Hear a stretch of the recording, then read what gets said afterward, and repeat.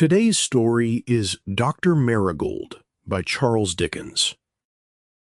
Before the story begins, here is a brief listening guide.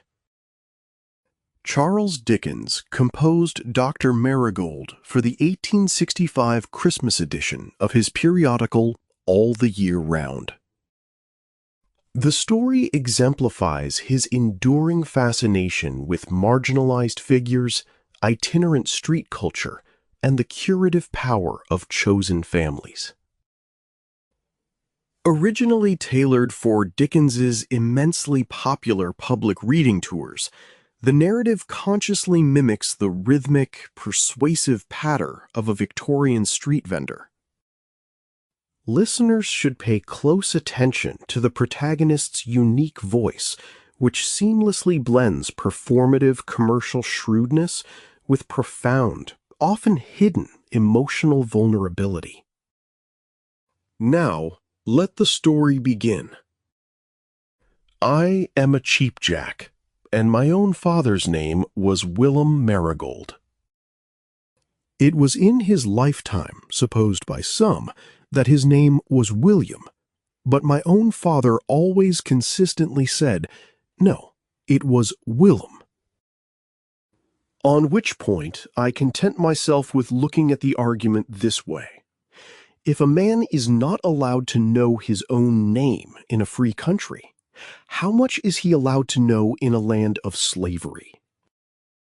As to looking at the argument through the medium of the register, Willem Marigold come into the world before registers come up much, and went out of it, too. They wouldn't have been greatly in his line, neither, if they had chanced to come up before him.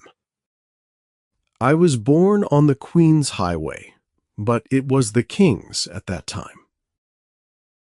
A doctor was fetched to my own mother by my own father when it took place on a common. And in consequence of his being a very kind gentleman, and accepting no fee but a tea tray, I was named Doctor, out of gratitude and compliment to him. There you have me, Dr. Marigold. I am at present a middle-aged man of a broadish build, in cords, leggings, and a sleeved waistcoat, the strings of which is always gone behind. Repair them how you will, they go like fiddle strings. You have been to the theater, and you have seen one of the violin players screw up his violin after listening to it as if it had been whispering the secret to him that it feared it was out of order. And then you have heard it snap. That's as exactly similar to my waistcoat as a waistcoat and a violin can be like one another. My father was a cheapjack before me, and in his day he was a fine one. He and my mother traveled the roads, sold their goods from the cart, and brought me up among fairs, marketplaces, horses, kettles, crockery, shawls, and all the noise of our trade. In their old age, they lost their wits in a harmless fashion and seemed to think the whole world was still a sale. At dinner, my father would rattle the plates as if he were putting them up for bids, while my mother handed him every article she could reach. When he lay dying, he suddenly broke 2 days of silence with the old cheapjack patter. He offered himself to an imaginary crowd as a worn-out working model of a cheapjack, then threw in my old mother as part of the bargain.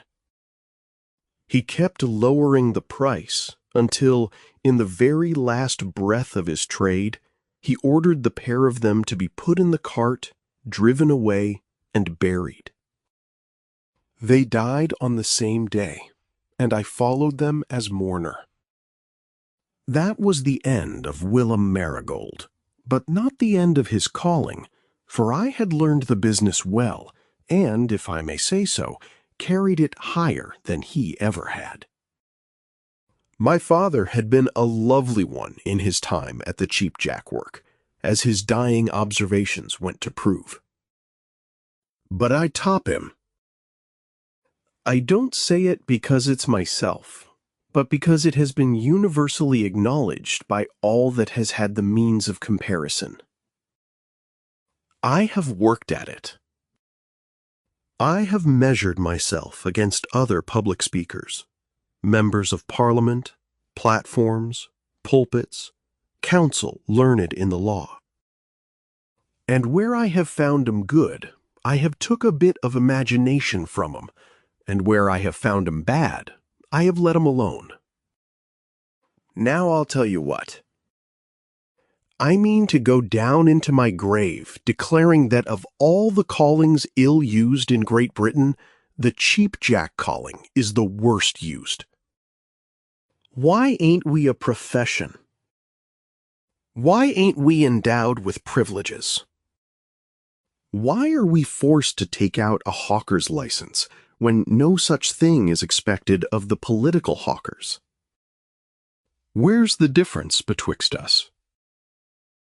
Except that we are cheap-jacks and they are dear-jacks. I don't see any difference but what's in our favor. I courted my wife from the footboard of the cart. She was a Suffolk young woman, whom I had noticed at a window in Ipswich marketplace. The next Saturday, I pitched on the same spot, kept the crowd laughing, and saved a little parcel for my last lot. Looking up at her window, I told the young women below that I had a ring of solid gold, stronger than a fetter, though small enough for a finger. It was not for sale, I said. I would give it to the next young woman who laughed, and I would call upon her the next morning to put up the banns. The Suffolk girl laughed. The ring went up to her. When I called the next day, she stared at me and asked whether I could possibly mean it. I told her I did. We were married after the banns had been put up 3 times. Which I have always thought was another proof that the cheap-jack way of doing business runs through society more than society likes to admit. She wasn't a bad wife, but she had a temper. If she could have parted with that one article at a sacrifice, I wouldn't have swapped her away in exchange for any other woman in England. Not that I ever did swap her away, for we lived together till she died, and that was 13 year. Now, my lords and ladies and gentlefolks all, I'll let you into a secret, though you won't believe it. 13 year of temper in a palace would try the worst of you, but 13 year of temper in a cart would try the best of you. You are kept so very close to it in a cart, you see. There's thousands of couples among you getting on like sweet isle upon a whetstone in houses 5 and 6 pairs of stairs high that would go to the divorce court in a cart. Whether the jolting makes it worse, I don't undertake to decide, but in a cart it does come home to you and stick to you. Violence in a cart is so violent, and aggravation in a cart is so aggravating. The worst of it was we had a daughter born to us, and I love children with all my heart. When she was in her furies, she beat the child. This got to be so shocking as the child got to be 4 or 5 year old that I have many a time gone on with my whip over my shoulder at the old horse's head. Sobbing and crying worse than ever little Sophie did. For how could I prevent it? Such a thing is not to be tried with such a temper, in a cart, without coming to a fight. It's in the natural size and formation of a cart to bring it to a fight. And then the poor child got worse terrified than before, as well as worse hurt generally, and her mother made complaints to the next people we lighted on. And the word went round, "Here's a wretch of a cheapjack been a-beatin' his wife." Little Sophie was such a brave child. She grew to be quite devoted to her poor father, though he could do so little to help her. She had a wonderful quantity of shining dark hair, all curling natural about her. It is quite astonishing to me now that I didn't go tearing mad when I used to see her run from her mother before the cart, and her mother catch her by this hair and pull her down by it. And beat her. "Don't you mind next time, father dear," she would whisper to me, with her little face still flushed and her bright eyes still wet. "If I don't cry out, you may know I am not much hurt. And even if I do cry out, it will only be to get mother to let go and leave off. What I have seen the little spirit bear, for me, without crying out." Yet, in other respects, her mother took great care of her. Her clothes were always clean and neat, and her mother was never tired of working at 'em. Such is the inconsistency in things. Our being down in the marsh country in unhealthy weather, I consider the cause of Sophie's taking bad low fever. But however she took it, once she got it, she turned away from her mother for evermore, and nothing would persuade her to be touched by her mother's hand. She would shiver and say no, no, no when it was offered at, and would hide her face on my shoulder and hold me tighter round the neck. The cheap-jack business had been worse than ever I had known it, what with one thing and what with another, and not least with railroads, which will cut it all to pieces, I expect, at last. And I was run dry of money. For which reason, one night at that period of little Sophie's being so bad, either we must have come to a deadlock for victuals and drink, or I must have pitched the cart as I did. I couldn't get the dear child to lie down or leave go of me, and indeed I hadn't the heart to try, so I stepped out on the footboard, with her holding round my neck. They all set up a laugh when they see us, and one chuckle-headed Joskin, that I hated for it, made the bidding 2pence for her. At the time Sophie fell ill, business had been poor, and I was nearly out of money. One night we had to sell or go without food. The child would not lie down and would not loosen her arms from my neck, so I stepped out on the footboard with her clinging to me. The crowd laughed at the sight. I began my patter as if nothing in the world was wrong.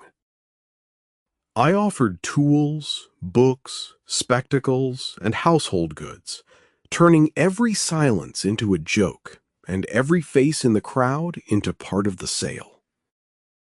Between one lot and the next, I whispered to Sophie and kissed her. Her head burned with fever, but she tried to smile for me. She told me it would soon be over.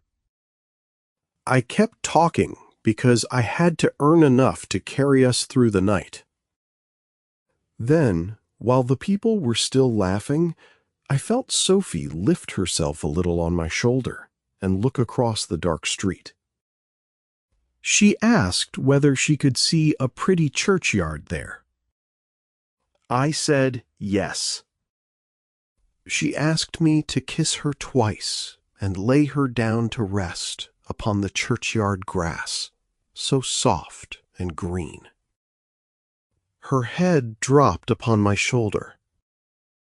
I staggered back into the cart and cried to her mother to shut the door so the laughing people outside should not see. Then I told her, harder than I meant perhaps, that she would never pull little Sophie by the hair again, for the child had flown away from us. Maybe those were harder words than I meant 'em. But from that time forth, my wife took to brooding, and would sit in the cart or walk beside it hours at a stretch, with her arms crossed and her eyes looking on the ground. When her furies took her, which was rather seldomer than before, they took her in a new way, and she banged herself about to that extent that I was forced to hold her. She got none the better for a little drink now and then, and through some years I used to wonder, as I plodded along at the old horse's head, whether there was many carts upon the road that held so much dreariness as mine. For all my being looked up to as the king of the cheapjacks. So sad our lives went on, till one summer evening, when, as we were coming into Exeter out of the farther west of England, we saw a woman beating a child in a cruel manner, who screamed, "Don't beat me! Oh, mother, mother, mother!" Then my wife stopped her ears and ran away like a wild thing, and next day she was found in the river. Me and my dog were all the company left in the cart now. And the dog learned to give a short bark when they wouldn't bid, and to give another and a nod of his head when I asked him, "Who said 1/2 crown? Are you the gentleman, sir, that offered 1/2 crown?" He attained to an immense height of popularity, and I shall always believe taught himself entirely out of his own head to growl at any person in the crowd that bid as low as 6pence. But he got to be well on in years, and one night, when I was convulsing York with the spectacles, he took a convulsion on his own account upon the very footboard by me, and it finished him. Being naturally of a tender turn, I had dreadful lonely feelings on me arter this. I conquered 'em at selling times, having a reputation to keep, not to mention keeping myself, but they got me down in private and rolled upon me. That's often the way with us public characters. See us on the footboard, and you'd give pretty well anything you possess to be us. See us off the footboard, and you'd add a trifle to be off your bargain. It was under those circumstances that I come acquainted with a giant. I might have been too high to fall into conversation with him, had it not been for my lonely feelings. For the general rule is, going round the country, to draw the line at dressing up. When a man can't trust his getting a living to his undisguised abilities, you consider him below your sort. And this giant, when on view, figured as a Roman. He was a languid young man, which I attribute to the distance betwixt his extremities. He had a little head, and less in it. He had weak eyes and weak knees, and altogether you couldn't look at him without feeling that there was greatly too much of him, both for his joints and his mind. But he was an amiable, though timid young man. His mother let him out and spent the money, and we come acquainted when he was walking to ease the horse betwixt two fairs. He was called Rinaldo di Velasco, his name being Pickleson. This giant, otherwise Pickleson, mentioned to me under the seal of confidence that, beyond his being a burden to himself, his life was made a burden to him by the cruelty of his master towards a stepdaughter who was deaf and dumb. Her mother was dead, and she had no living soul to take her part, and was used most hard. She traveled with his master's caravan only because there was nowhere to leave her, and this giant, otherwise Pickleson, did go so far as to believe that his master often tried to lose her. He was such a very languid young man that I don't know how long it didn't take him to get this story out, but it passed through his defective circulation to his top extremity in course of time. When I heard this account from the giant, otherwise Pickleson, and likewise that the poor girl had beautiful long dark hair, and was often pulled down by it and beaten, I couldn't see the giant through what stood in my eyes. Having wiped him, I give him 6pence, for he was kept as short as he was long, and he laid it out in 2 3-pen'orths of gin and water, which so brisked him up that he sang the favorite comic of Shivery Shaky. Ain't it cold? A popular effect which his master had tried every other means to get out of him as a Roman, wholly in vain. His master's name was Mim, a wary horseman, and I knew him to speak to. I went to that fair as a mere civilian, leaving the cart outside the town, and I looked about the back of the vans while the performing was going on. And at last, sitting dozing against a muddy cartwheel, I come upon the poor girl who was deaf and dumb. At the first look, I might almost have judged that she had escaped from the wild beast show. But at the second, I thought better of her, and thought that if she was more cared for and more kindly used, she would be like my child. She was just the same age that my own daughter would have been, if her pretty head had not fell down upon my shoulder that unfortunate night. To cut it short, I spoke confidential to Mim while he was beating the gong outside betwixt 2 lots of Pickleson's publics. And I put it to him, "She lies heavy on your own hands. What'll you take for her?" Mim was a most ferocious swearer.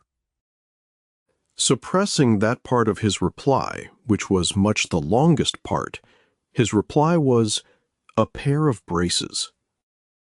"Now I'll tell you," says I, "what I'm a-going to do with you. I'm a-going to fetch you 6 pair of the primest braces in the cart, and then to take her away with me." Says Mim, again ferocious, "I'll believe it when I've got the goods, and no sooner."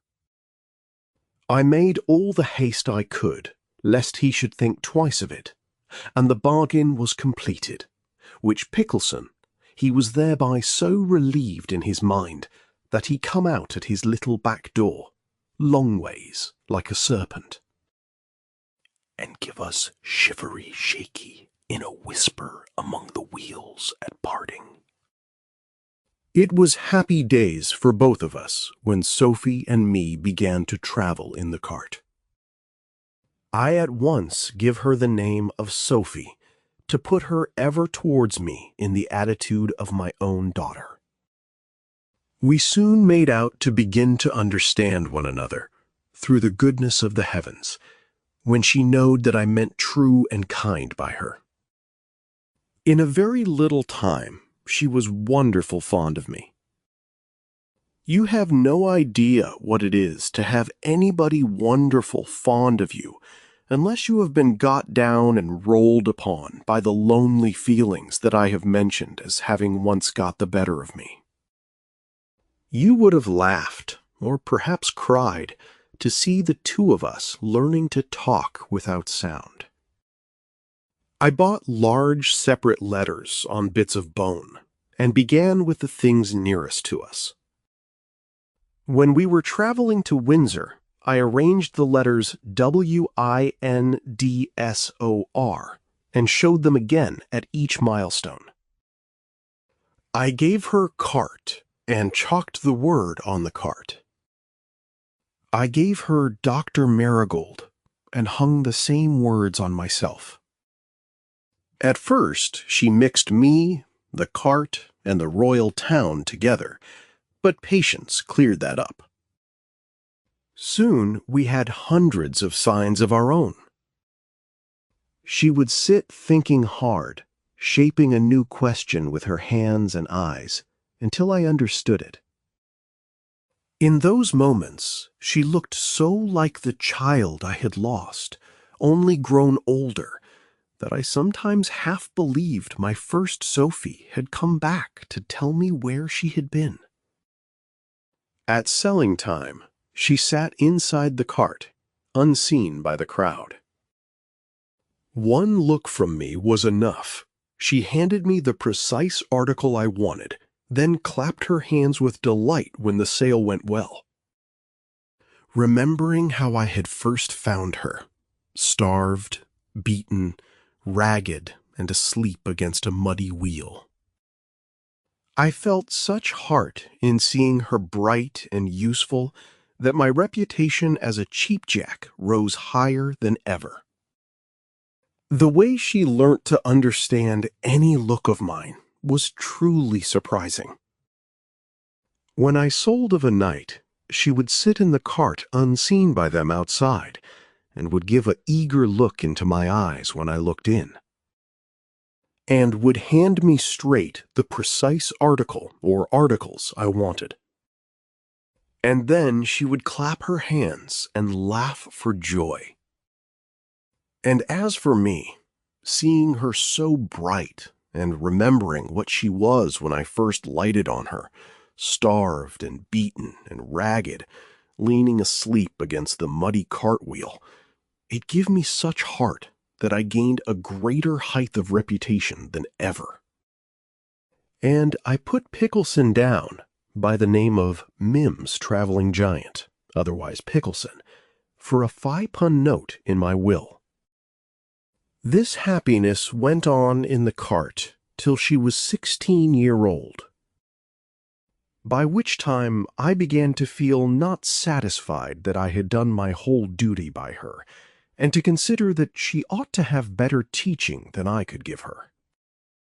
It drew a many tears on both sides when I commenced explaining my views to her, but what's right is right, and you can't, neither by tears nor laughter, do away with its character. So I took her hand in mine, and I went with her one day to the deaf and dumb establishment in London. And when the gentleman come to speak to us, I says to him, "Now I'll tell you what I'll do with you, sir. I am nothing but a cheapjack, but of late years I have laid by for a rainy day, notwithstanding. This is my only daughter, adopted, and you can't produce a deafer nor a dumber. Teach her the most that can be taught her in the shortest separation, that can be named, state the figure for it, and I am game to put the money down. I won't bait you a single farthing, sir, but I'll put down the money here and now. And I'll thankfully throw you in a pound to take it. There." The gentleman smiled, and then, "Well, well," says he, "I must first know what she has learned already. How do you communicate with her?" Then I showed him, and she wrote in printed writing many names of things, and so forth. And we held some sprightly conversation, Sophie and me, about a little story in a book which the gentleman showed her, and which she was able to read. "This is most extraordinary," says the gentleman. "Is it possible that you have been her only teacher?" "I have been her only teacher, sir," I says, "besides herself." "Then," says the gentleman, and more acceptable words was never spoke to me, "you're a clever fellow, and a good fellow." This he makes known to Sophie, who kisses his hands, claps her own, and laughs and cries upon it. We saw the gentleman 4 times in all, And when he took down my name and asked how in the world it ever chanced to be Doctor, it come out that he was own nephew by the sister's side. If you'll believe me, to the very doctor that I was called after. This made our footing still easier, and he says to me, "I want her, sir, to be cut off from the world as little as can be, considering her deprivations, and therefore to be able to read whatever is wrote with perfect ease and pleasure. In the cart, sir, but only in the cart. She will live a private life, you understand, in the cart. I should never think of bringing her infirmities before the public. I wouldn't make a show of her for any money." I don't know that it was a harder matter of itself, for the other was hard enough to me, but it was harder to get over. However, she was pacified to it at last, and the separation betwixt us was settled. How it cut up both of us when it took place, and when I left her at the door in the dark of an evening, I don't tell. But I know this. Remembering that night, I shall never pass that same establishment without a heartache and a swelling in the throat. And I couldn't put you up the best of lots in sight of it, with my usual spirit. No, not even the gun, nor the pair of spectacles, for £500 reward from the Secretary of State for the Home Department. And throw in the honor of putting my legs under his mahogany afterwards. Still, the loneliness that followed in the cart was not the old loneliness, because there was a term put to it, however long to look forward to. And because I could think, when I was anyways down, that she belonged to me, and I belonged to her. Always planning for her coming back, I bought in a few months' time another cart. And what do you think I planned to do with it? I'll tell you. I planned to fit it up with shelves and books for her reading, and to have a seat in it where I could sit and see her read and think that I had been her first teacher. Not hurrying over the job, I had the fittings knocked together in contriving ways under my own inspection, and here was her bed in a berth with curtains, and there was her reading table. And here was her writing desk, and elsewhere was her books in rows upon rows, pictures and no pictures, bindings and no bindings, gilt-edged and plain, just as I could pick 'em up for her in lots up and down the country. North and south and west and east, winds liked best and winds liked least, here and there and gone astray, over the hills and far away.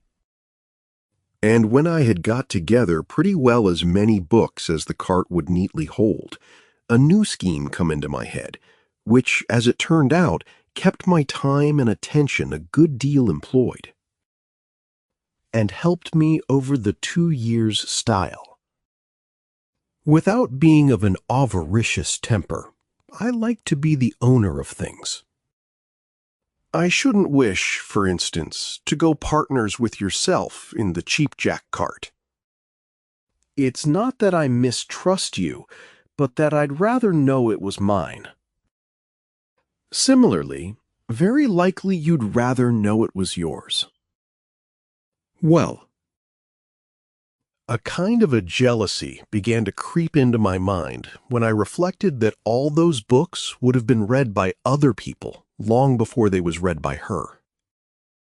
It seemed to take away from her being the owner of 'em like.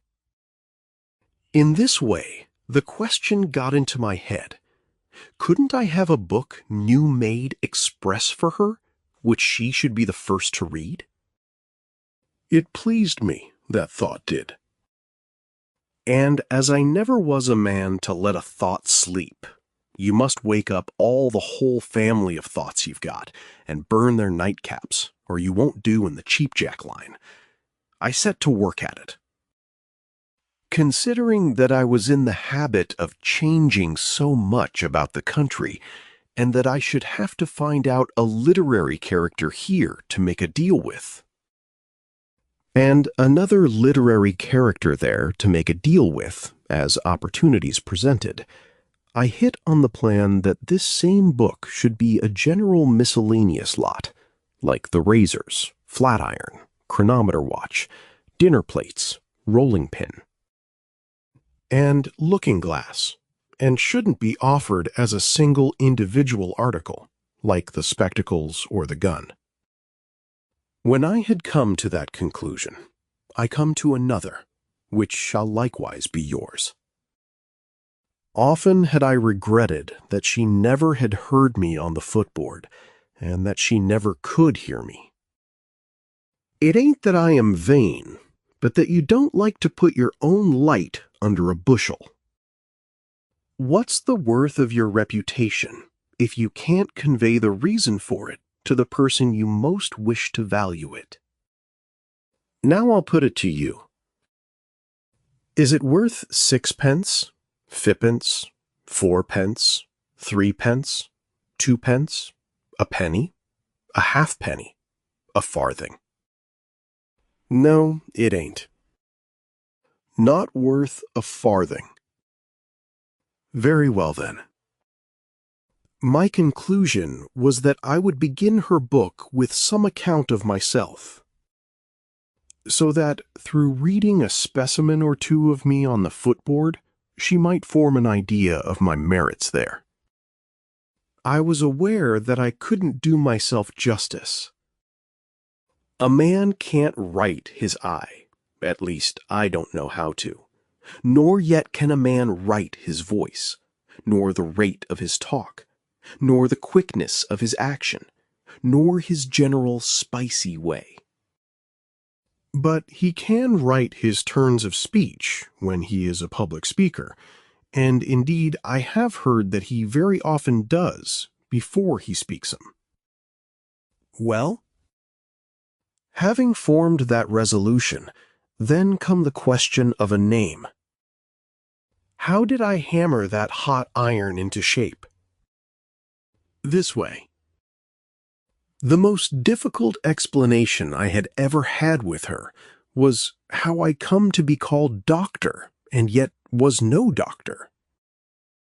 After all, I felt that I had failed of getting it correctly into her mind with my utmost pains.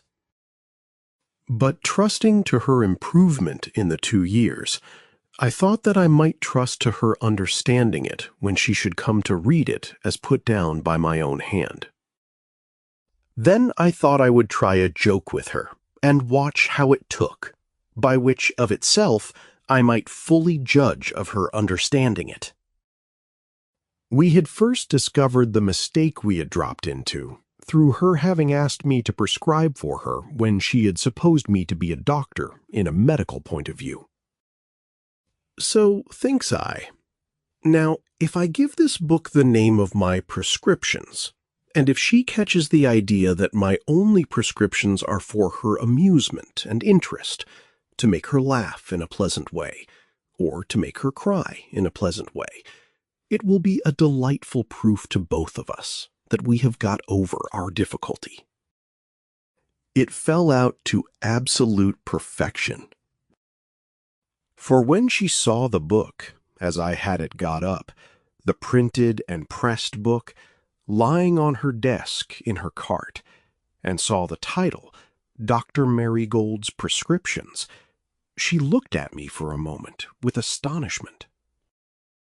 Then fluttered the leaves, then broke out a-laughing in the charmingest way, then felt her pulse and shook her head, then turned the pages, pretending to read them most attentive, then kissed the book to me, and put it to her bosom with both her hands. I never was better pleased in all my life. But let me not anticipate. I take that expression out of a lot of romances I bought for her. I never opened a single one of them, and I have opened many, but I found the romancer saying, "Let me not anticipate." Which being so, I wonder why he did anticipate, or who asked him to it. Let me not, I say, anticipate. This same book took up all my spare time. It was no play to get the other articles together in the general miscellaneous lot, but when it come to my own article? There. I couldn't have believed the blotting, nor yet the buckling to at it, nor the patience over it. Which again is like the footboard.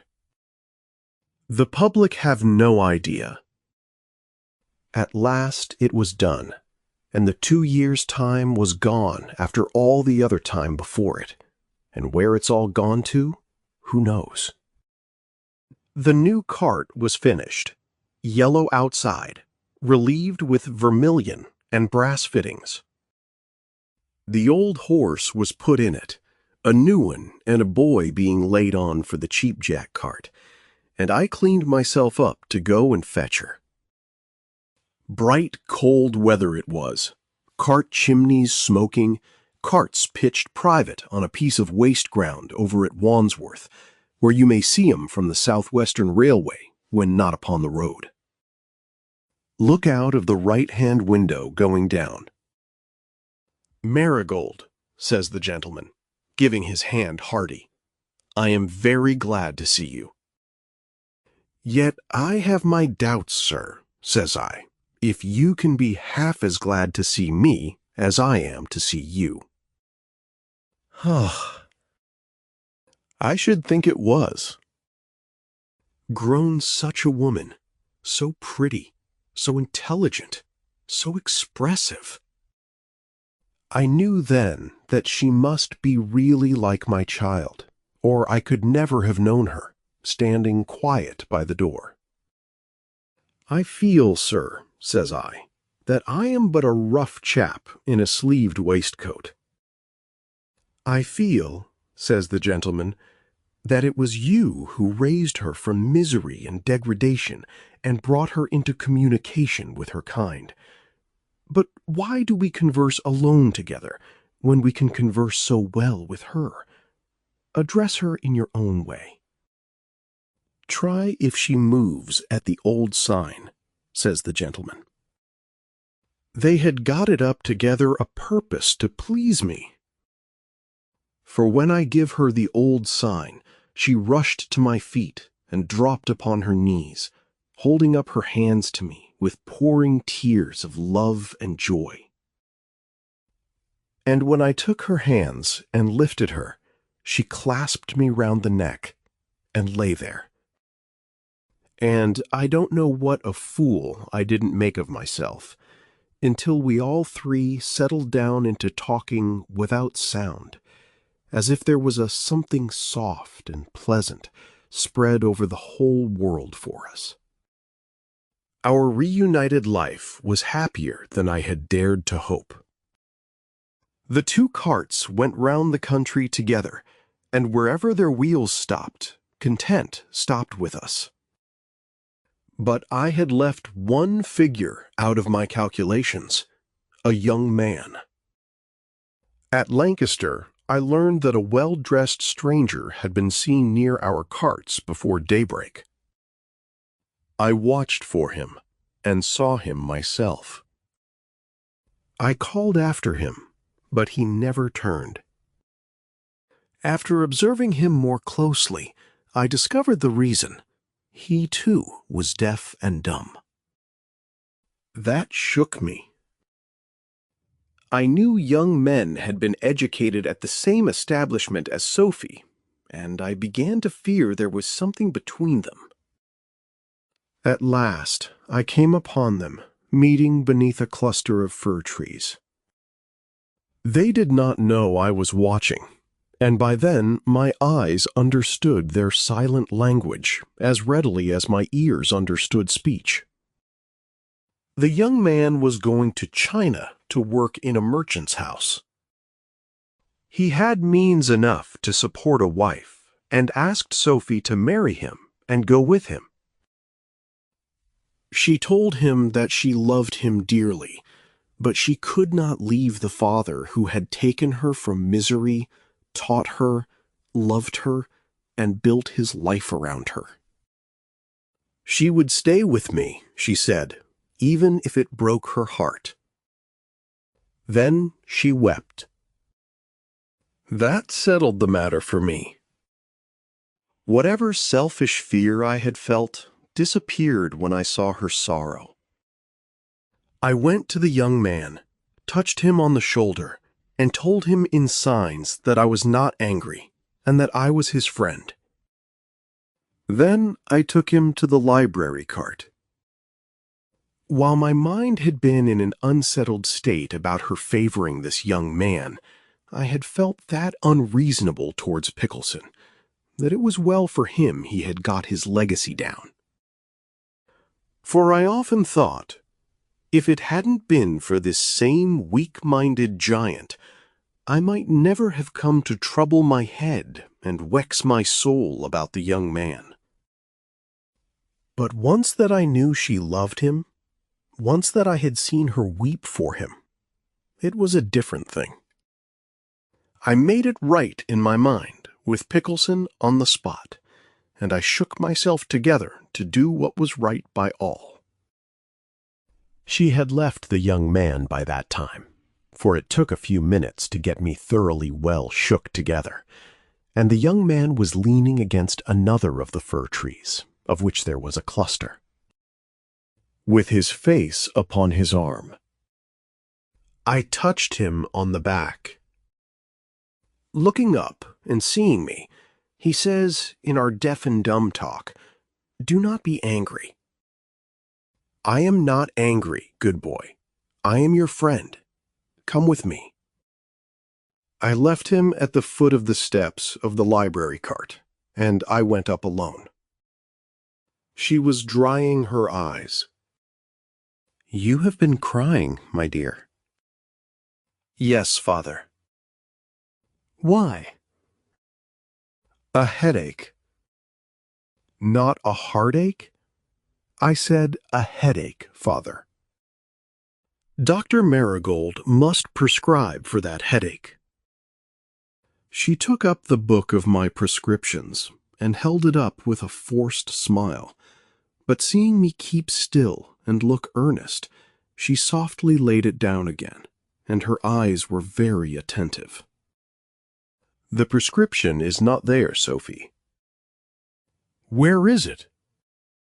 "Here, my dear." I brought her young husband in, and I put her hand in his, and my only farther words to both of them were these: Dr. Marigold's last prescription, to be taken for life. After which I bolted. When the wedding come off, I mounted a coat, blue and bright buttons, for the first and last time in all my days, and I give Sophie away with my own hand. There were only us three and the gentleman who had had charge of her for those 2 years. I give the wedding dinner of 4 in the library cart. Pigeon pie, a leg of pickled pork, a pair of fowls, and suitable garden stuff. The best of drinks. I give them a speech, and the gentlemen give us a speech, and all our jokes told, and the whole went off like a skyrocket. In the course of the entertainment, I explained to Sophie that I should keep the library cart as my living cart when not upon the road, and that I should keep all her books for her, just as they stood, till she come back to claim them. So she went to China with her young husband, and it was a parting, sorrowful and heavy, and I got the boy I had another service. And so, as of old, when my child and wife were gone, I went plodding along alone, with my whip over my shoulder, at the old horse's head. Sophie wrote me many letters, and I wrote her many letters. About the end of the first year, she sent me one in an unsteady hand. Dearest Father, not a week ago I had a darling little daughter, but I am so well that they let me write these words to you. Dearest and best Father, I hope my child may not be deaf and dumb, but I do not yet know. When I wrote back, I hinted the question, but as Sophie never answered that question, I felt it to be a sad one, and I never repeated it. For a long time, our letters were regular, but then they got irregular through Sophie's husband being moved to another station, and through my being always on the move. But we were in one another's thoughts, I was equally sure, letters or no letters. 5 years, odd months, had gone since Sophie went away. I was still the king of the Cheap Jacks, and at a greater height of popularity than ever. I had had a first-rate autumn of it, and on the 23rd of December, 1864, I found myself at Uxbridge, Middlesex, clean sold out. So I jogged up to London with the old horse, light and easy, to have my Christmas Eve and Christmas Day alone by the fire in the library cart. And then to buy a regular new stock of goods all round, to sell 'em again and get the money. I am a neat hand at cookery, and I'll tell you what I knocked up for my Christmas Eve dinner in the library cart. I knocked up a beefsteak pudding for one, with 2 kidneys, a dozen oysters, and a couple of mushrooms thrown in. It's a pudding to put a man in good humor with everything, except the 2 bottom buttons of his waistcoat. Having relished that pudding and cleared away, I turned the lamp low and sat down by the light of the fire, watching it as it shone upon the backs of Sophie's books. Sophie's books so brought Sophie's self that I saw her touching face quite plainly before I dropped off dozing by the fire. This may be a reason why Sophie, with her deaf and dumb child in her arms, seemed to stand silent by me all through my nap. I was on the road, off the road, in all sorts of places, north and south and west and east, winds liked best and winds liked least, here and there and gone astray, over the hills and far away. And still she stood silent by me, with her silent child in her arms.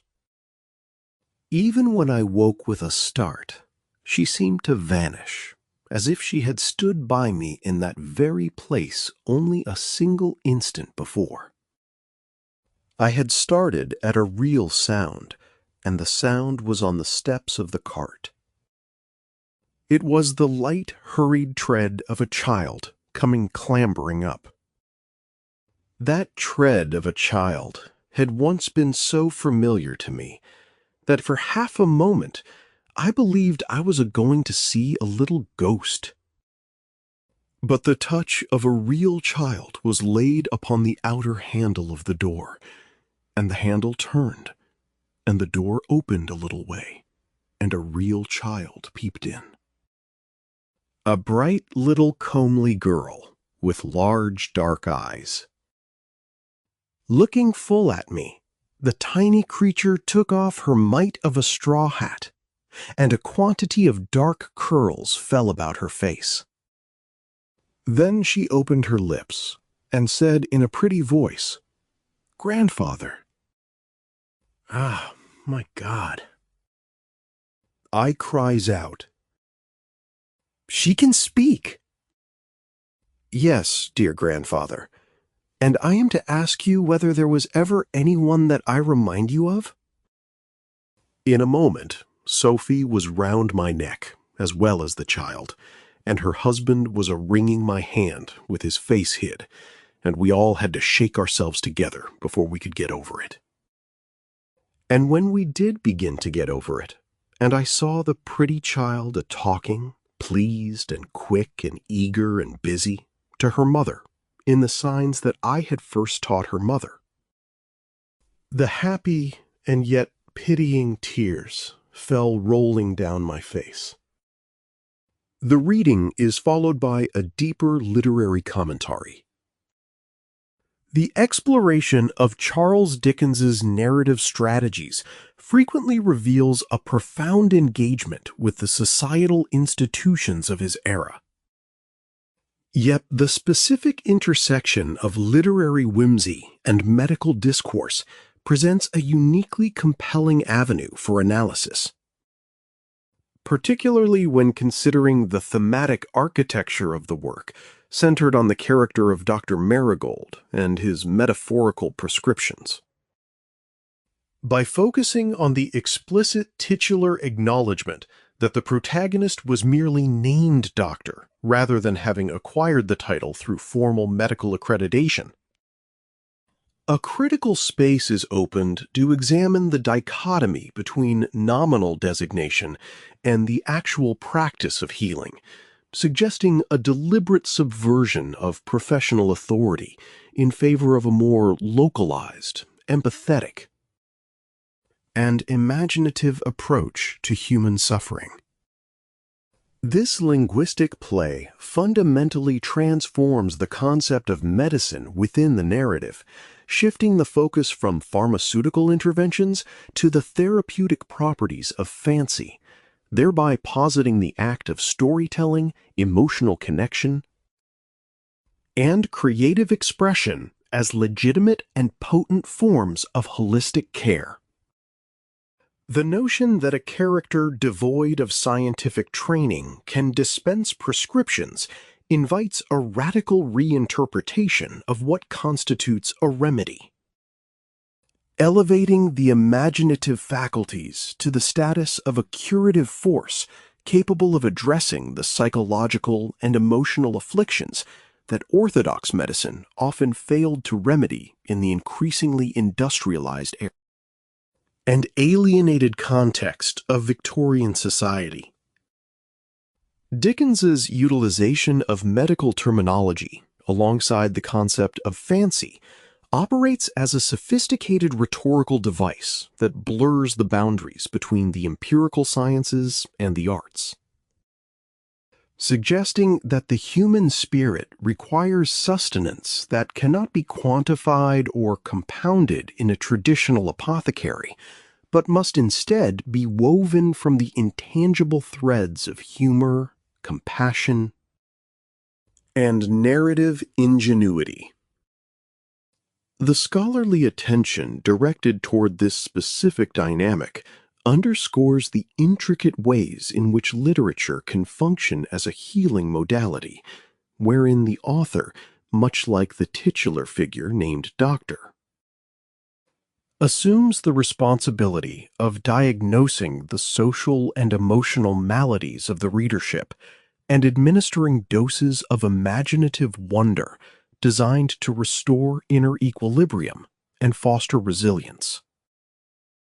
Consequently, the fancy about medicine becomes a central thematic pillar that not only enriches the characterization of the protagonist, but also reflects a broader authorial philosophy that champions the indispensable role of the literary imagination in navigating the complexities of human existence. Offering a poignant critique of a society that might overvalue mechanical progress while neglecting the profound need for emotional and spiritual amelioration. This intricate interplay between the language of healing and the practice of storytelling highlights the subversive potential of fiction to appropriate the authority of the medical establishment. Redefining the healing arts to include the restorative power of narrative and affirming that the human capacity for whimsy is not a frivolous distraction, but a vital mechanism for survival. In this light, the prescriptions offered by the character are not tangible remedies, but rather profound human interactions, moments of shared vulnerability, and expressions of creative vitality that serve to mend the fractured realities of those he encounters, thereby demonstrating that true healing often originates not from the administration of science, but from the generous application of the human heart and the boundless reaches of the imagination.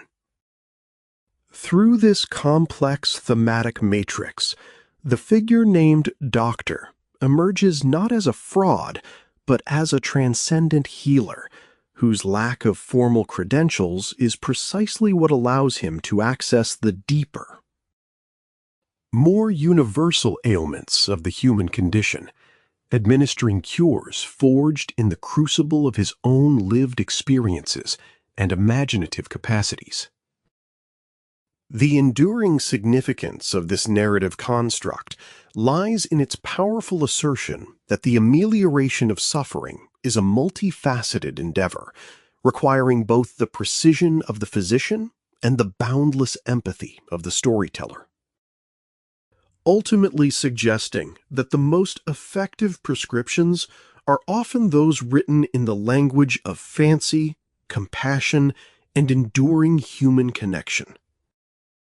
Charles Dickens's Doctor Marigold stands as one of the most poignant, structurally fascinating, and emotionally resonant of his many Christmas stories, offering a profound, multi-layered meditation on grief, the intricacies of human communication, and the redeeming power of chosen families. First published in 1865 in the extra Christmas number of All the Year Round, the narrative is meticulously framed as a dramatic monologue. It is delivered directly to the reader by the eponymous Doctor Marigold, a cheapjack or itinerant hawker, whose very name reflects a blend of complementary happenstance and the profound healing role he will eventually assume in the lives of those around him. Through Marigold's highly distinctive, colloquial, and rhythmic voice, Dickens explores the inherent tension between public performance and private sorrow, utilizing the horse-drawn cart, simultaneously a home, a prison, and a stage, as a central evolving symbol of mobility, confinement, and eventual intellectual liberation. The novella opens with a detailed, engaging exposition of Marigold's origins, immediately immersing the reader in the socio-economic realities and idiosyncratic culture of Victorian itinerant life. Marigold's birth on the Queen's Highway, noting with characteristic precision that it was the King's at that time, and his naming after a benevolent, tea-tray-accepting physician establish his permanent outsider status, while simultaneously infusing his character with an inherent, unshakable dignity. The rhetorical flourishes of his patter, honed through years of fierce marketplace competition, serve not merely as comedic relief or local color, but as a complex psychological defense mechanism. His bold assertion that he has measured his oratorical skills against members of Parliament, pulpit preachers, and learned counsel is more than mere braggadocio. It is a subversive, deliberate leveling of rigid Victorian social hierarchies. By claiming he has taken a bit of imagination from the good ones and ignored the bad, Marigold suggests that the persuasive arts of the street vendor are fundamentally akin to, and perhaps even more honest than those of the politician or the lawyer. The distinction between cheapjacks and dearjacks becomes a powerful satirical tool. The generational contrast between Marigold and his father, Willem, further illuminates the protagonist's moral evolution. Willem Marigold, a fine cheapjack in his day, ultimately succumbs to a form of occupational psychosis. On his deathbed, Willem's entire worldview is reduced to the brutal calculus of the auction block. He hallucinates a final sale, pitifully offering himself as a worn-out working model and shockingly throwing in his elderly wife as a mere part of the bargain, continuously lowering their combined price until his dying breath. This commodification of human life stands in stark, deliberate contrast to Dr. Marigold's subsequent actions. While Marigold certainly inherits his father's immense talent for the patter, carrying the trade to an unprecedented, greater height of reputation, he fundamentally rejects the commodification of the human soul. When Marigold later acquires the deaf and dumb Sophie from Mim, the transaction is superficially similar. He trades half a dozen pairs of braces for her. But the underlying moral valence is entirely inverted. Mim views the girl as a burdensome object to be discarded for goods, whereas Marigold utilizes the mechanics of his trade strictly to execute a profound rescue, instantly elevating Sophie from a piece of property to a beloved daughter. However, the comedic exuberance and relentless energy of Marigold's public persona stand in stark, devastating contrast to the profound tragedy of his domestic life. Dickens masterfully depicts the psychological claustrophobia of the cart, transforming it from a symbol of romanticized wandering into a terrifying arena of domestic abuse. Marigold's marriage to the unnamed Suffolk girl, courted impulsively from the footboard with the promise of a solid gold ring, deteriorates into a nightmare of violence and despair. Dickens does not shy away from the brutal realities of this mismatch. The physical confines of the cart continually exacerbate the wife's volatile, unmanageable temper, leading to the systemic, horrific abuse of their young daughter, little Sophie. Marigold's impotence in the face of this relentless abuse is one of the narrative's most heartbreaking and psychologically complex elements. He is reduced to sobbing at the old horse's head, unable to intervene without precipitating a violent physical confrontation that, given the natural size and formation of a cart, would only further terrorize and endanger the child. His physical strength is entirely neutralized by his moral paralyzation and desperate desire to maintain a semblance of peace. The subsequent illness and death of the first Sophie mark the narrative's agonizing emotional nadir. Yet this sequence also showcases Dickens's unparalleled ability to fuse heart-rending pathos with bitter dramatic irony. Forced by economic desperation to continue his public patter to earn enough money for their very sustenance, Marigold conducts a boisterous, joke-filled sale while his beloved daughter is literally dying in his arms. The crowd's uproarious laughter, entirely oblivious to the profound tragedy unfolding on the footboard before them, underscores the cruel, unrelenting demands of public performance and the commodification of the entertainer.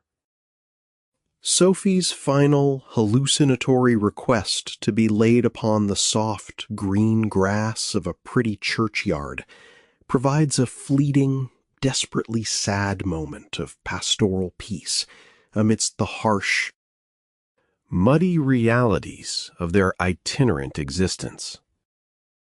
Her tragic death precipitates the complete and irreversible unraveling of her mother, whose subsequent dark brooding, physical self-harm, and eventual suicide in the river represent a grim culmination of her untreated psychological torment, leaving Marigold utterly bereft.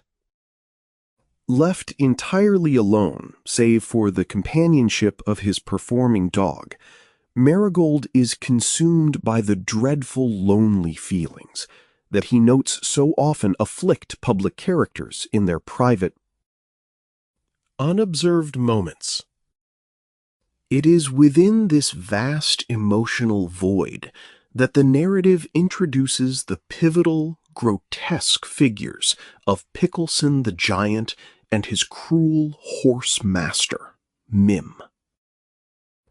Pickleson, suffering from defective circulation and an excess of physical length, matched only by his profound mental languor, is a character of pure Dickensian caricature.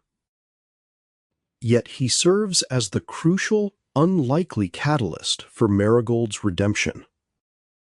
Through the timid giant, Marigold learns of the deaf and dumb stepdaughter who was brutally abused and neglected by Mim. The parallels to Marigold's own lost daughter are explicit, immediate, and overwhelming. Upon seeing the girl sleeping against a muddy cartwheel, Marigold instantly recognizes the exact same age and the latent potential that his own Sophie had possessed.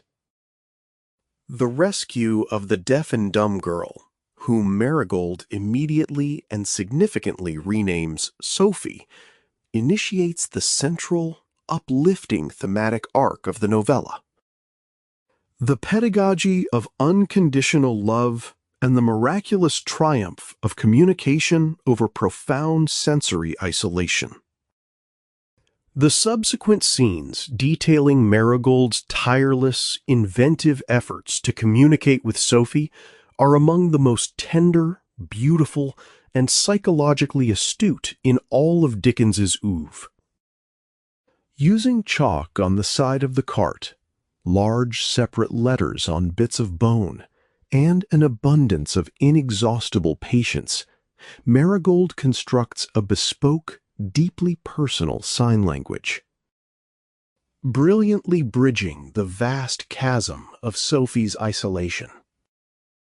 This laborious process of language creation is profoundly intimate, forging an unbreakable, transcendent bond between the grieving father and the adopted, traumatized daughter.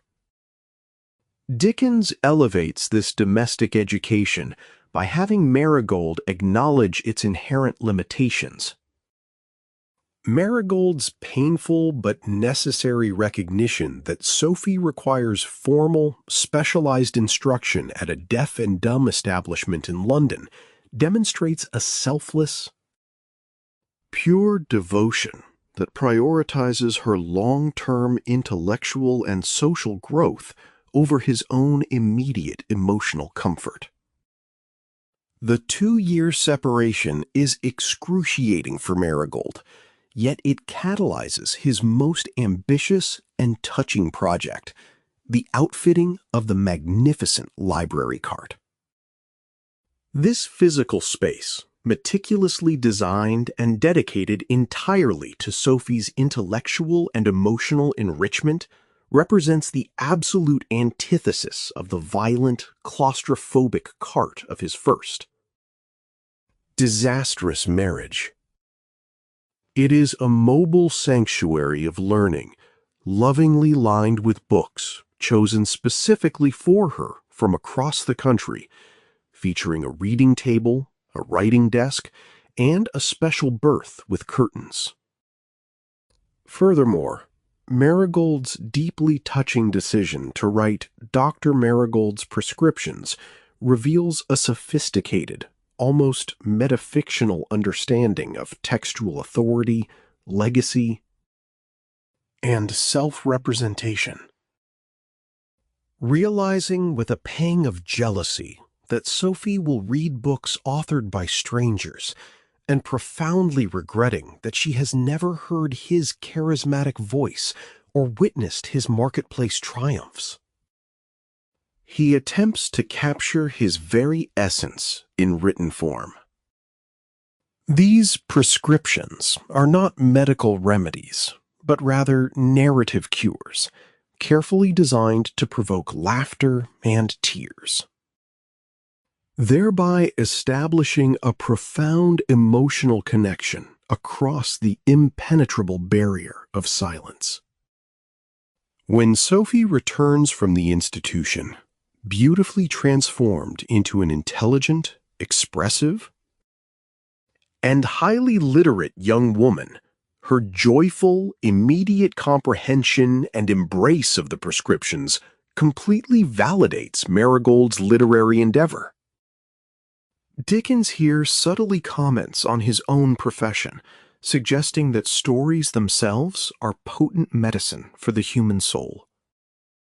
The narrative, however, steadfastly refuses to settle into easy, static complacency. The sudden introduction of the well-dressed, deaf and dumb young man from the institution introduces a severe new emotional crisis. Marigold's accidental discovery of their clandestine silent meetings beneath a cluster of fir trees forces him to violently confront his own latent possessiveness and deep-seated fear of renewed abandonment. Sophie's agonizing, tearful decision to refuse the young man's proposal out of an overwhelming sense of loyalty and gratitude to Marigold is a testament to her profound moral character. But Marigold's subsequent, decisive actions define his ultimate, transcendent heroism. Overcoming his initial shock, jealousy, and the terrifying prospect of returning to his solitary life, he actively and selflessly facilitates their union, recognizing that true, perfect love necessitates complete self-abnegation. His unforgettable declaration that the marriage is Dr. Marigold's last prescription, to be taken for life, masterfully transforms his parental authority into an act of supreme, liberating grace. The spatial dynamics and emotional geography of the narrative shift dramatically once again following Sophie's marriage and her subsequent departure for China with her new husband. The beloved library cart, once a vibrant symbol of joyful anticipation, temporarily becomes a melancholic monument to absence. Marigold stoically returns to his solitary plodding along the country roads, his heavy loneliness mitigated only by their regular, loving correspondence and the sustaining knowledge of Sophie's happiness.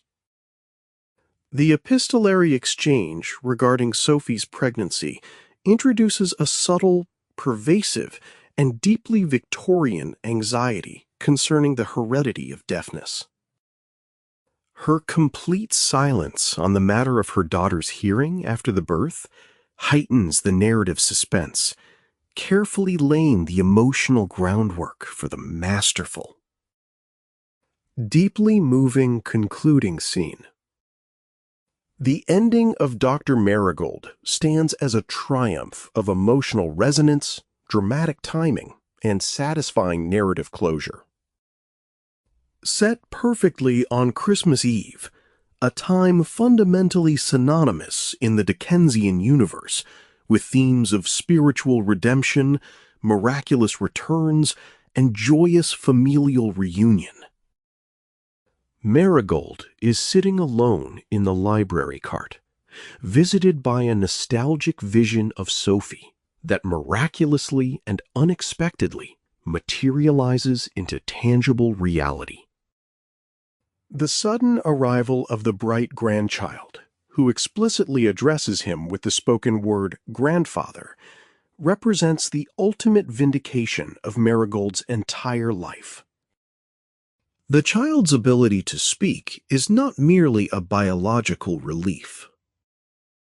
It is a profound metaphorical restoration of the innocent voice that was so cruelly lost when the first Sophie died on the footboard all those years ago.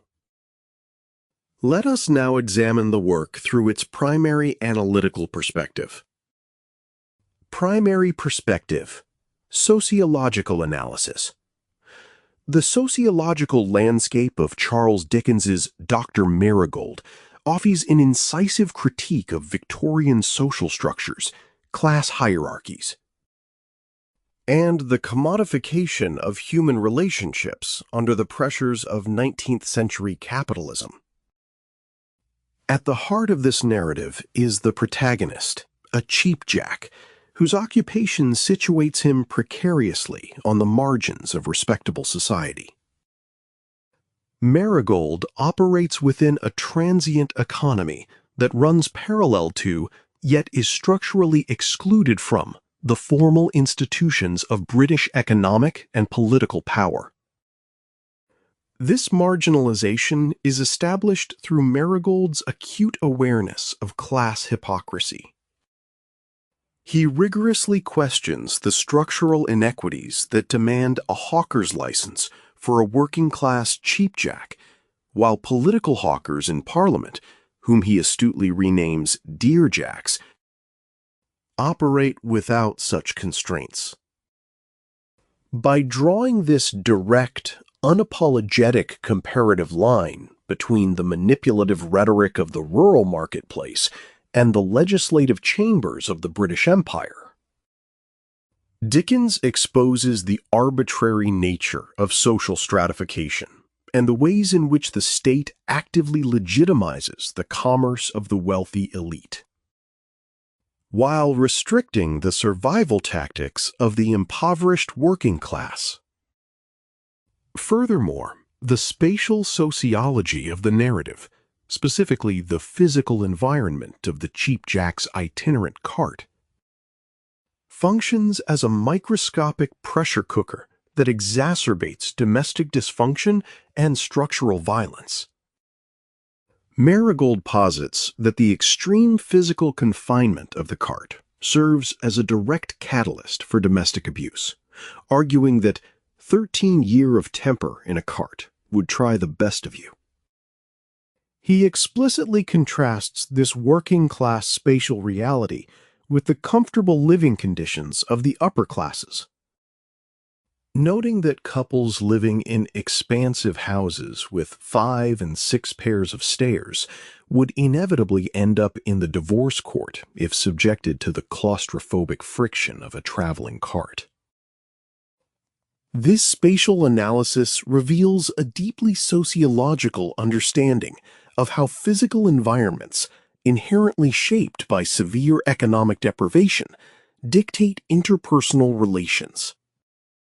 The violence inflicted upon the first little Sophie by her mother is not merely framed as an isolated moral failing, but as a tragic symptom of systemic poverty, spatial restriction, and the psychological grinding of the nomadic lifestyle. The violence in a cart is fundamentally a structural violence displaced onto the most vulnerable member of the family unit. The corrosive influence of market capitalism further infects the social relations within the text, leading to the disturbing commodification of human life. In the precarious world of the cheapjack, where daily survival depends on the ceaseless transaction of cheap goods, humans themselves are frequently reduced to mere commodities. This is grimly illustrated in the deathbed scene of Willem Marigold, who literally auctions off himself and his elderly wife, treating their dying bodies as the final lot in a lifelong sequence of aggressive sales. This commodification reaches a tragic zenith when Marigold, desperate for money while holding his dying daughter Sophie, incorporates her into his frantic sales patter.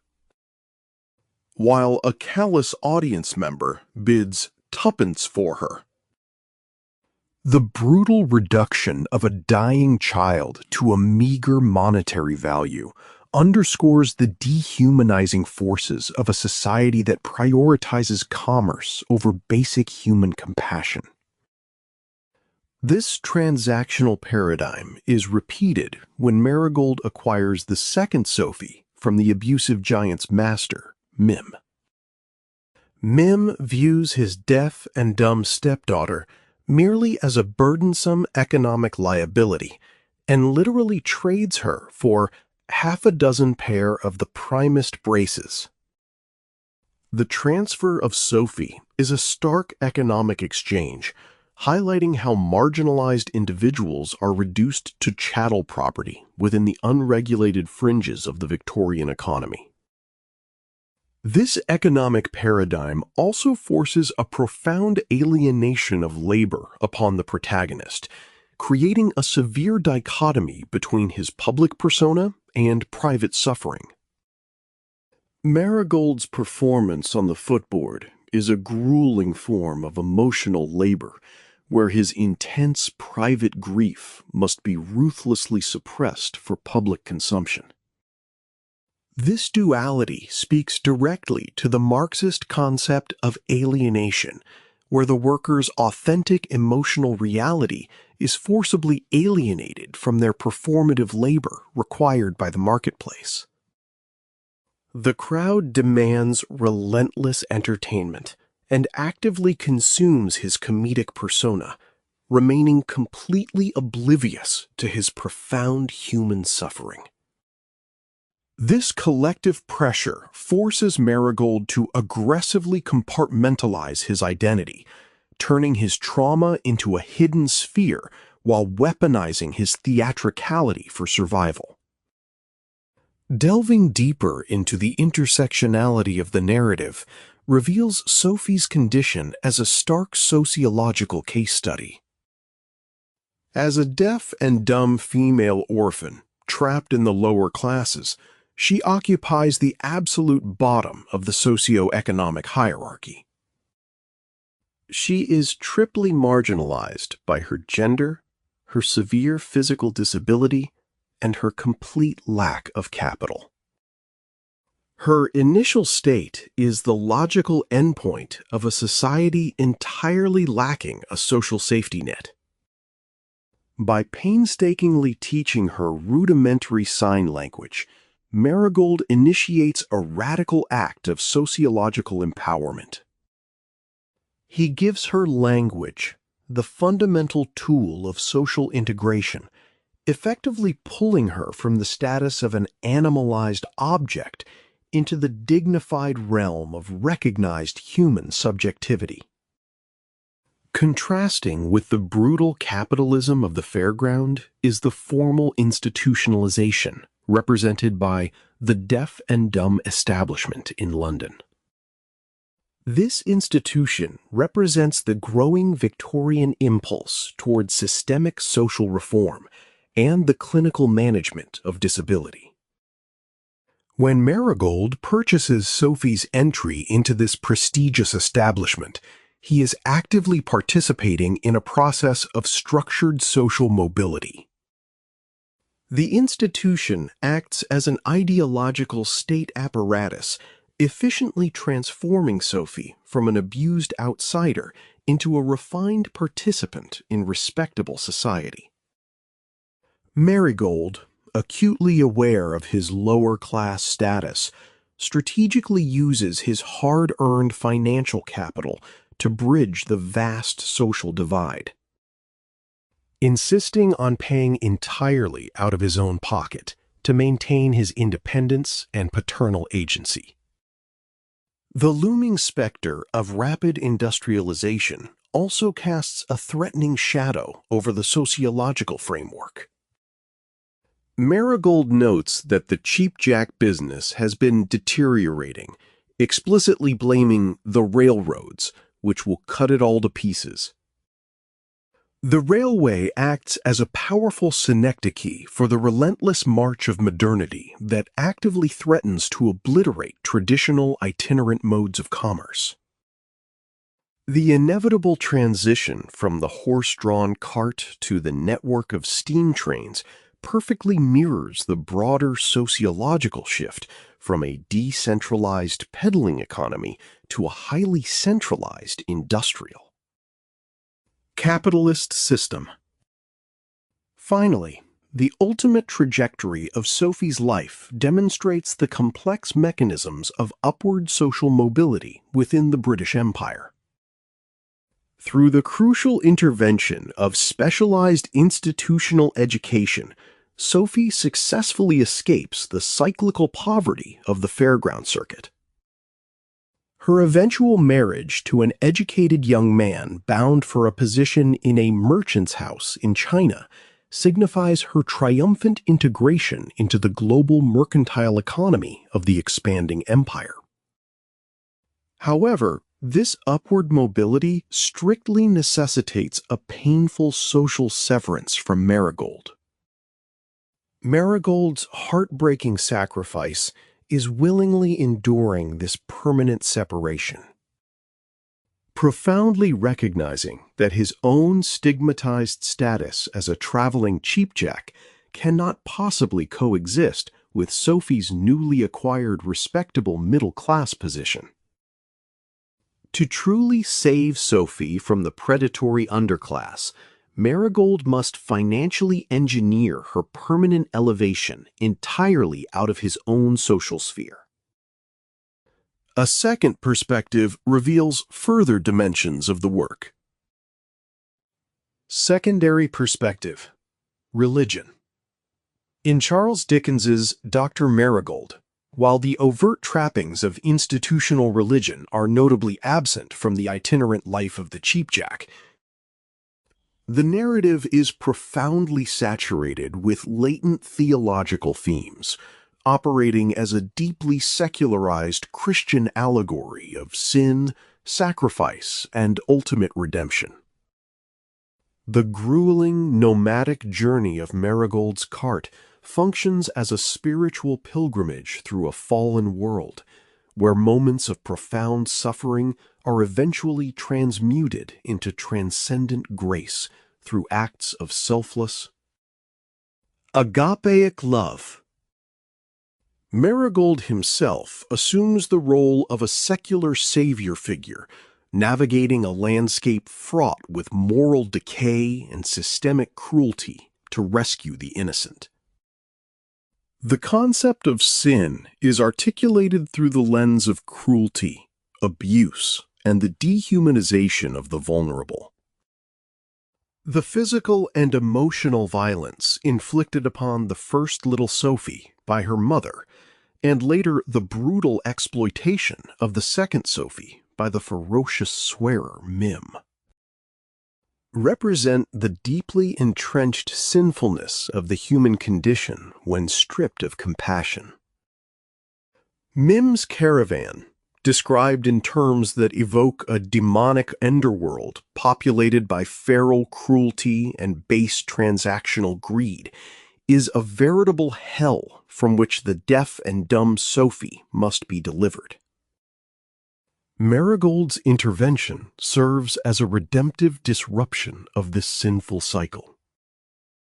Unlike the transactional nature of his cheap-jack profession, Marigold's adoption of Sophie is an act of pure, unmerited grace. He demands no labor or profit from her. Rather, he offers unconditional love, cleansing her of the stigma she suffered in Mim's purgatorial custody. Central to the text's religious symbolism is the profound motif of resurrection and the cyclical nature of spiritual rebirth. The tragic death of the first Sophie is explicitly framed with religious imagery. She asks to rest upon the grass of a pretty churchyard, transforming her passing from a moment of despair into a peaceful ascension. Her death plunges Marigold into a dark night of the soul, characterized by dreadful, lonely feelings. However, the subsequent discovery of the second Sophie, who miraculously resembles the child he lost, functions as a tangible resurrection. Marigold notes this transcendent parallel, stating he half believed my first Sophie had come back. This is a thematic enactment of divine restitution, where past suffering is miraculously healed by new life. Creating Dr. Marigold's prescriptions further elevates the narrative into the realm of the sacred. The book, painstakingly crafted exclusively for Sophie's intellectual and emotional nourishment, operates as a deeply personal scripture. Marigold transforms his metaphorical prescriptions from medicinal remedies into spiritual balms intended to heal the soul. The ritualistic presentation of this text and Sophie's reverent reception of it, pressing it to her bosom, mirrors the veneration of a holy relic or a sacred testament. Ultimately, the climax is deeply rooted in the Christian theology of sacrificial love and the transcendent power of the Christmas season. Marigold's decision to allow Sophie to marry and move to China requires an agonizing act of self-renunciation. He sacrifices his own daily joy so that Sophie might achieve a fully realized life, mirroring the theological concept of kenosis, the emptying of one's own desires for the good of another. The conclusion, set purposefully on Christmas Eve, the traditional festival of miraculous incarnation and divine revelation, serves as the ultimate vindication of Marigold's faith. As he sits alone by the fire, the sudden return of Sophie and the miraculous revelation that her child can speak. Ah, my God, she can speak! Functions as an overwhelming epiphany.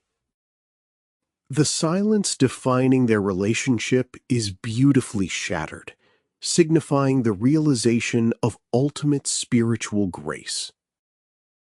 The tears that fall down Marigold's face are of a redemptive joy, confirming his secular pilgrimage has been met with a transcendent reward. Finally, here are several companion works worth reading. Victor Hugo's The Man Who Laughs serves as an exceptional companion novel to Dr. Marigold, as both works meticulously explore the lives of itinerant outcasts who form unconventional family units. In the face of profound societal rejection. Much like Marigold, Hugo's protagonist Ursus is a traveling philosopher and showman who takes in abandoned, physically marked children, specifically a disfigured boy and a blind infant girl, rescuing them from the freezing wilderness. Both authors utilize the claustrophobic yet liberating space of the traveling caravan to examine how marginalized individuals construct their own moral universes in direct opposition to the cruel, transactional nature of the broader societies that actively exploit them. The deep bond between Ursus and the blind Dea beautifully mirrors the fiercely protective, transcendent connection between Marigold and the deaf Sophie, emphasizing how sensory deprivation can paradoxically heighten spiritual and emotional intuition.